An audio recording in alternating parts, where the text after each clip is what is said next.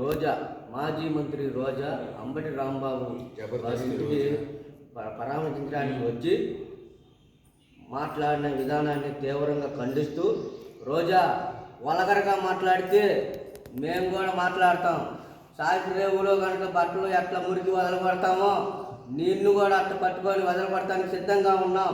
రజకులంటే చీప్గా చూస్తున్నామేమో, ఖబర్దార్, నోరు అదుపులో పెట్టుకొని మాట్లాడు. మొన్న కూడా జగ్గంపూడి రాజా మాట్లాడాడు, తీవ్రంగా ఖండిస్తున్నాం.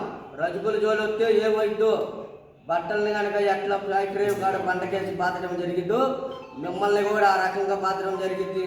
మేము ఓట్లు ఎత్తేనే మీరు గెలిచారు, అధికారం మీది, ఓట్లు మాయే అంటే మీరు సులకనగా మాట్లాడారు. బీసీ సామాజిక వర్గంలో రజక మహిళని పట్టుకొని నువ్వు ఇష్టం వచ్చినట్టు మాట్లాడటానికి నోరు వచ్చిందా?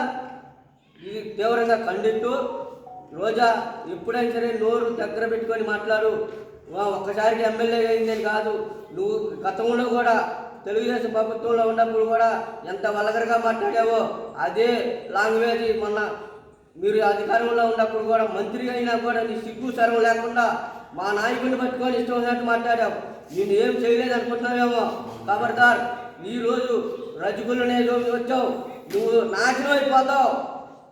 మాజీ మంత్రి రోజా, నువ్వు నాశనానికే కోరుకున్నావు. రజకుల జోలు వస్తే ఎవరు బాగుపడిన వాళ్ళు లేరు, అభివృద్ధి చెందిన వాళ్ళు లేరు. తీవ్రంగా ఖండిస్తున్నాను.